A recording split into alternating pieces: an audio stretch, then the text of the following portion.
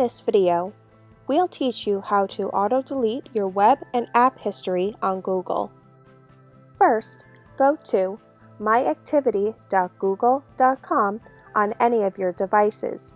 Make sure you are signed into your Gmail account. Navigate to the burger menu in the upper left-hand corner and click on Activity Controls.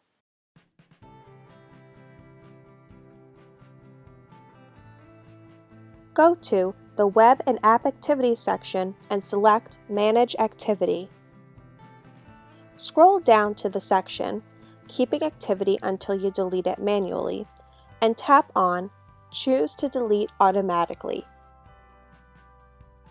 Then, you need to choose from Auto Delete Activity older than 3 months or 18 months, and click on Next.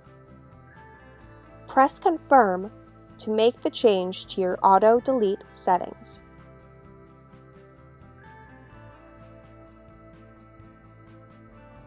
Thanks for watching, and make sure to subscribe to our channel.